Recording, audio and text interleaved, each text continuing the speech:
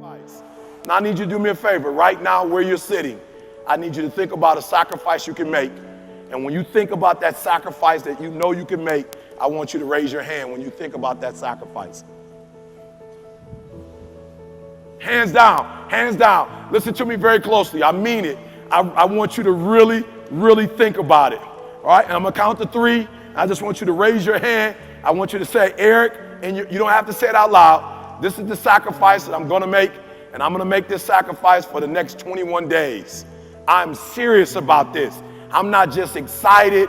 I'm not just pumped up because I'm at this leadership institute. I'm not here. I am not here, and I'm not going to leave the same. I'm not here just to be motivated. I am here to be empowered, and when I walk away for the next 21 days, I'm going to make this sacrifice as a graduating senior because today's decisions are tomorrow's destiny. Today's decision is tomorrow's destiny. Today's decision is tomorrow's destiny. So when I say 1, 2, 3, you're going to raise your hand and you're going to think about that sacrifice that you're going to make for the next 21 days. 1, think about it. 2, think about it. 3. Good, hands down. So there's somebody in this room is saying, well, you know, E, you know, the reason why you didn't like school or the reason why you didn't do well in school is because, you know, you grew up, your mom was a teenage mom, your dad wasn't in your life, your grandfather wasn't in your life, you know, they didn't finish school and that's why you didn't finish school. Let me say this to you. My son, Jalen Thomas, grew up what you would call entitled. My son grew up in a middle-class family, and I'm here to tell you that my son, freshman year, he said he wanted to go to Michigan State or USC. Freshman year, terrible grades. Sophomore year, terrible grades. And I sat down with my son, who had his own car at 16 years old. My son, who had an allowance at 16 years old. My son, who knew individuals like LeBron James, who knew people like Jameis Winston, like my son who knows Gary Harris. My son was well connected to the NBA, the NCAA, the NFL. At 16 and 17 years old, he would travel the world. My son was so entitled that when he went to school, he just thought because he was E.T. the hip-hop preacher's son, that this life was going to just hand him over success. And the university sent him a letter saying, we will not accept you your freshman year in college with these grades and this SAT score. You're gonna have to raise your standardized test score and you're gonna have to raise your grades. And let me tell you something, when my son got that letter and got the realization that nobody's gonna hand you anything, that nobody's just gonna give you success because your father grinds, that nobody's just gonna let you in college because your father's E.T. the hip-hop preacher, that nobody's gonna spoil you just because your mother spoils you. If you're gonna get into this institution, you're going to have to grind. And my son's junior and senior year, he went from gear 2 to gear 3 to gear 4. And I remember my son not watching football on Sunday. I remember my son not hanging out with his friends. I remember my son locking himself in the room all weekend and studying. And he went from gear 3 to gear 4, and from gear 4 to gear 5, and from gear 5 to gear 6. His senior year, he went in, and he was accepted into Michigan State University. He works with Coach Izzo as a general manager for the team. He travels all over the world. His freshman year, he got an Elite 8 ring with his name on it. And last year, he got a Final Four ring for NCAA basketball with his name on it and a Letterman jacket. Why? Because he's grinding and now he's driving a 745 Li. He's working and putting in the work to live the life that he wants to live. So I don't care if you grew up like me without your father. I don't care if you grew up like me without your grandfather. I don't care if you grew up, mom was a teenage mom. I don't care if you grew up in poverty or if you grew up like my son with wealth. You have to grind. Whatever your dreams are, whatever your goals are, whatever you're trying to accomplish, nobody's going to hand you anything for free. If you get it, you're going to have to work. If you get it, you're going to have to grind on Monday, grind on Tuesday, grind on Wednesday, grind on Thursday, grind on Friday, grind on Saturday, grind on Sunday. If you are going to dominate your senior year, if you're, because listen to me, I want to make sure I'm clear. There's no senior, what do they call that? Help me, guys. No senior what? Come on, senior. I don't even want to say the word. There's no such thing as senior.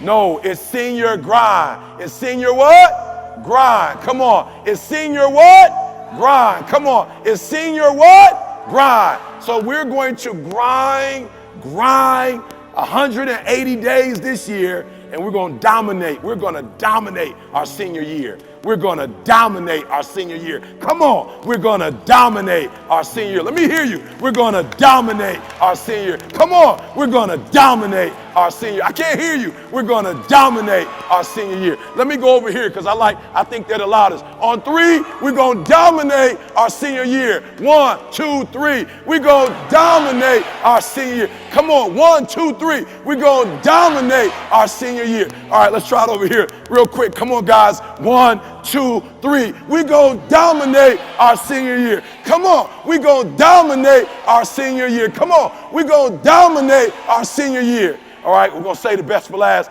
On 3, 1, 2, 3. We're going to dominate our senior. Come on. We're going to dominate our senior. Come on. We're going to dominate our senior year. Because on Monday, we're going to grind. On Tuesday, we're going to grind. On Wednesday, we're going to grind. On Thursday, we're going to grind. On Friday, we're going to grind. On Saturday, we're going to grind. On Sunday, we're going to grind. Why? Because we've got dreams that we've got to hawk down. We've got goals that we have to accomplish. And we've got a life that we want to live. And the life that we want to live will be better than any life that anybody else has ever lived. Why? Because it's my life and I can enjoy it if I want to. On 3, beast mode. 1, 2, 3. Beast mode. Come on. 1, 2, 3. Beast mode. Last one. 1, 2, 3. Beast mode. So I don't care where you come from, rich or poor, we're going to go 120% for 180 days. And we're going to prove to our teachers, we're going to prove to the school district, and we're going to prove to the world that we are the best of the best. And when we put our minds to it, there's absolutely nothing we can't do. All right, so I got to tell you this story before I get out of here. So listen to me, guys. I have 2 children. How many children do I have? Come on, I got to make sure you're still alive. I have 2 children. How many children do I have? Now, I'm a little different than most males. I wanted a girl first. My grandma had 14 kids, and out of the 14 kids, 11 were females.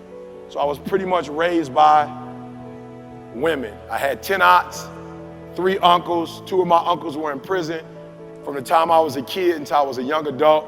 So I didn't really spend any time with them. But I had 1 uncle that was close to me in age, and we spent a lot of time together. So I wanted a girl, guys. I wanted a girl. But my first child that my wife and I had was a boy. And my mom said, the reason why you had a boy, son, is because everything you did to me is going to come back to you, son. This is payback. And I was like, man. So I named him Jalen. I didn't name him Eric because I was hoping he wouldn't be anything like me. But unfortunately, the boy is just like me. So watch this, guys. I'll never forget, 2.5 years later, I had the apple of my eye. I had my baby girl. And I remember dropping my baby girl off at school, kindergarten. It hurt my heart. I didn't want to leave. They were like, Mr. Thomas, please leave. I'm sitting in one of them little chairs, sitting right next to her. They're like, you're going to have to go. She's going to be fine. But I'll never forget the nightmare. 3rd grade, or maybe it was 4th grade. I remember going to pick my daughter up.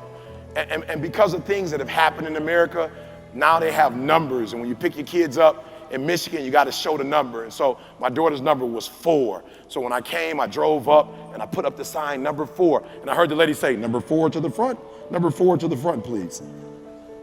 And so I remember number 4 coming out like she always did. But this time when number 4 came out, number 4 was crying. But it was that real hard cry. You know the cry that you're doing when you're so hurt that you're not even making any noise. She just came out and she was, and I was like, what happened? And so I parked the car and I jumped out. And I was like, which little boy hit you? Just show me and I'll get him.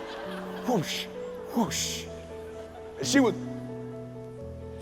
I was like, say something. What's his name? Just tell me his name and I'll get him. Just tell me his name. She, I said, point to him. Just point to him and I'll get him. And she said, Daddy, I'm sorry. I said, it's okay. I know he hit you first. It's okay. Just show him to me. And the principal was like, what's wrong, Mr. Thomas? I was like, you tell me what's wrong. You are not managing your school. You got these little boys hitting on my daughter. After I get him, I'm going to get you next. And then I want to see the teacher. And my daughter said, no, Daddy, I'm sorry. I got a B in math. I said, what? You got a what? A B in math. I said, I was about to go to jail. I was about to go to jail because you got a B in math. And she, I'm sorry, Daddy. I was like, it's okay. It's a B. It's the only thing better is an A. You're going to be okay. She's like, no, I'm not. I'm not going to be able to be an eagle. I'm going to be a patriot. I was like, okay, what's the difference between an eagle and a patriot? She was like, well, the way the school is that the patriots are all A's and the E is 2 A-B honor roll. And I don't want to be A-B honor roll. I said, listen to me, it's okay. A-B honor roll is great. She said, no, I can't go to Harvard if I get B's. I was like, Harvard? Where is that? Like, I don't even know where Harvard is. I'm like, nobody in our family has ever gone to Harvard. Only a few of us have gone to college. Like, where is Harvard? Like, I didn't know. I thought it was like in New York or something because it's like real big. I didn't know. So I took my daughter home. Imagine this, guys. She's crying. She's going through it. And my son comes in and kicks the door open with his report card. My son's like 3 years older. He's playing football now. He's playing sports. And so he drops his report card on the table. And he's like, Dad, behold.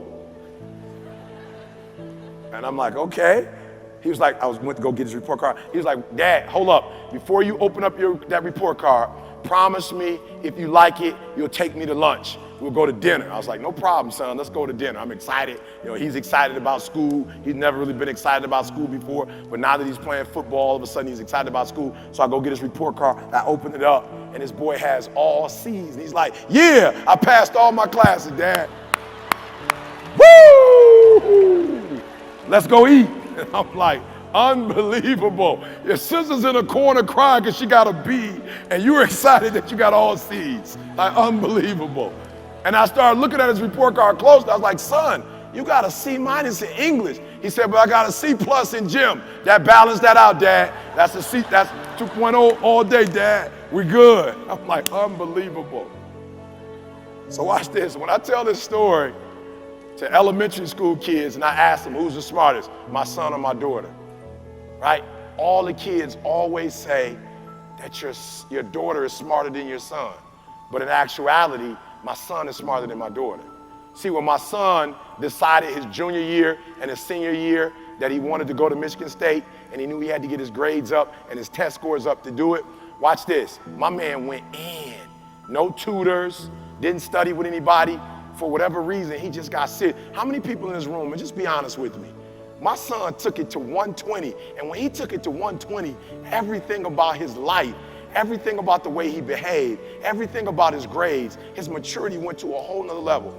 Now, be honest with me in this room. This is my last point. I'm gonna let you guys go. Just be honest with me. How many of you can honestly say that every single day as it relates to school, every day, no matter what class it is, that you give 120%? I just want you to raise your hand. I give 120% every day. Good. I like the honesty. How many of you guys say, E, for real, I'm not on no 120, but I probably do give about 90%. Just being honest. I'm not telling you a lie, Eric. Being honest, I give about 90%. Okay, good. Hands down. How many of you are like, E.T., I ain't really on the 90 thing like that. I'm not really on that. I'm just trying to graduate. Like, I'm not really on that. 80%. 80%. Good. Hands down. How many of you are like, E.T., I know who I am. I'm probably giving about a C average in terms of effort. Raise your hand. I'm giving about a C effort.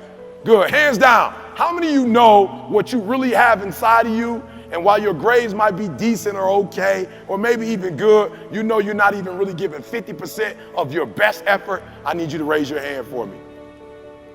Good. Hands down. Listen to me very closely, guys. I'm going to leave you with this. My daughter has always done better than my son academically, comparative elementary, middle, and high school. You know why? Because my daughter is not as smart as her brother, but tutor in the morning, meet with her teachers at lunch. She stays after school, meets with her friends. My son is naturally gifted, but my daughter puts more effort toward. And there's some of you in this room, you are naturally gifted, but you're poor in terms of effort. You're still giving 70%. You're still waiting on the teacher to tell you what to do.